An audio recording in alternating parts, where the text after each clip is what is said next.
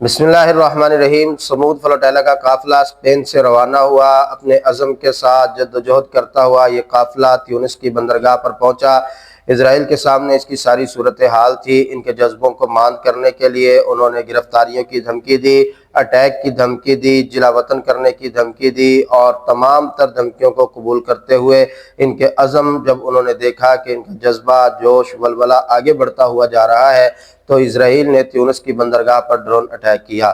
لیکن اس اٹیک کے بعد جبکہ وہ لوگ جن کا اسلام سے تعلق نہیں ہے، غیر مسلم ہیں، ہیومنزم کے ماننے والے ہیں، کہ وہ پیچھے ہٹ جاتے، بلکہ ان کی تعداد کے اندر اضافہ ہوا اور ایک لمبی قطاریں تیونس کے اندر دیکھی گئی کہ لوگ اپنے پاسپورٹس کلیئر کروا رہے ہیں اور اجازت نامہ لے رہے ہیں اس قافلے کے اندر شرکت کے لیے۔ اس سب کے باوجود وہ قافلہ مرحلہ وار روانہ ہوا۔ رات سینیٹر مشتاق احمد صاحب نے اپنے آفیشیل اکاؤنٹ سے یہ بات نشر کی کہ اس قافلے کے اوپر رات کی تاریکی کے اندر ڈرون اٹیک کرنے کی کوشش کی گئی، جس کی وجہ سے کشتی کے بادبان انہوں نے کھولنا شروع کر دیے تھے۔ بادبان اس لیے کھولے جاتے ہیں کیونکہ جب اٹیک ہوتا ہے تو بادبان کی وجہ سے آگ جو ہے وہ بھڑک اٹھتی ہے اور نقصان زیادہ ہوتا ہے، تو اس خدشے کے پیش نظر انہوں نے کشتیوں کے بادبان جو ہیں وہ اتارنا شروع کر دیے، لیکن اللہ تعالیٰ نے ان کی حفاظت فرمائی۔ یہ قافلہ آگے بڑھ رہا ہے، ان کی بھرپور کوشش ہے اور یہی چاہ رہے ہیں کہ جس قدر بھی جلد ہو سکے ہم اسرائیل کے محاصرے کو توڑ کر غزہ کے بھوکے پیاسے مسلمانوں تک خوراک پہنچا سکیں، سامان رسد پہنچا سکیں، اور یہ غیر مسلموں کی شرکت مسلم ممالک کے حکمرانوں کو جھنجھوڑ رہی ہے اور ان سے یہ مطالبہ کر رہی ہے اور بتا رہی ہے کہ تم تو اس پیغمبر صلی اللہ علیہ وسلم کے پیروکار ہو جن کو یہ بات گوارا نہیں کہ کسی کے پاؤں کے اندر کانٹا چبھ جائے، کوئی رات کو بھوکا سو جائے، کسی کے پاس پہننے کے لیے کپڑے نہ ہوں۔ وہ ہر شخص کے دکھ کا مداوع کرنے کے لیے تشریف لائے۔ انہوں نے انسانیت کے ساتھ ہمدردی کا درس دیا اور یہاں تک کہ امام الانبیاء صلی اللہ علیہ وسلم نے فرمایا المسلمون کجسد الواحد، مسلمان ایک جسم کی طرح ہے۔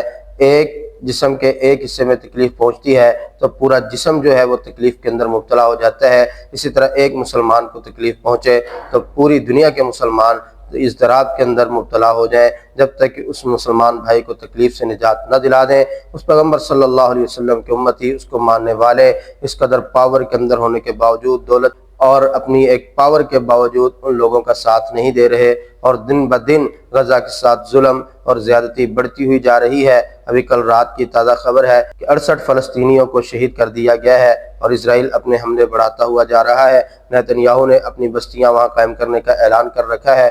ان لوگوں کی ہر چیز بند کر رکھی ہے، کھانا پینا، ادویات، تمام کے اوپر پابندی ہے۔ اس کے باوجود وہ لوگ ڈٹے ہوئے ہیں، ان کے عزم جواں ہے۔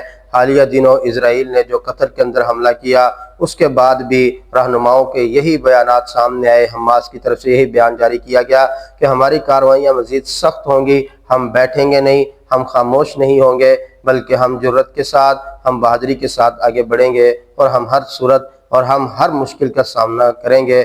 اور وہ ڈٹے ہوئے تھے، ڈٹے ہوئے ہیں۔ مسلم حکمرانوں کو چاہیے کہ غزہ کا دست بازو بنے، بالخصوص عرب ریاستوں کو چاہیے، کیونکہ اسرائیل اب ان تک بھی پہنچنا شروع ہو گیا ہے۔ اگر یہاں سے نہ روکا گیا تو کل کو وہ اپنے آپ سے بھی نہیں روک سکیں گے اور پھر انہیں افسوس کے علاوہ کچھ نہیں رہے گا۔ اس سے بہتر ہے کہ کل کو کفے ہاتھ ملتے رہ جائے اور سب کچھ ہاتھ سے نکل جائے۔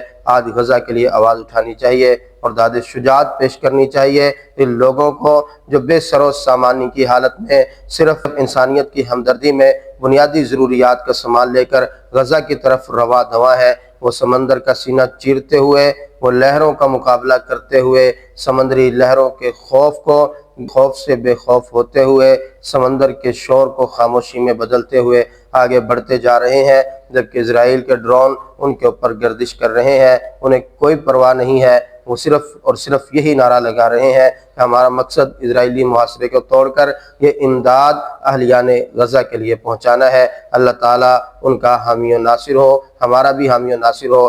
اللہ تعالیٰ مسلم حکمرانوں کو غیرت اور حمیت نصیب فرمائے۔ اس قافلے کے اندر مرکزی لیڈرشپ میں جو ہمارے پاکستان سے شامل ہیں، سینیٹر مشتاق احمد صاحب اور ان کے ساتھ ساتھ پیر مظہر سعید شاہ صاحب جو اپنی جان کو ہتھیلی پر رکھ کر اس قافلے کا حصہ بنے ہوئے ہیں، ان کے لیے میں یہی کہوں گا کہ کافر ہے تو شمشیر پہ کرتا ہے بھروسہ، مومن ہے تو بے تیغ بھی لڑتا ہے سپاہی۔ فن اور علامہ اقبال مرحوم کے اشعار میں ان کی نظر کرنا چاہتا ہوں کہ شہادت ہے مطلوب و مقصود مومن، نہ مال غنیمت نہ کشور کشائی۔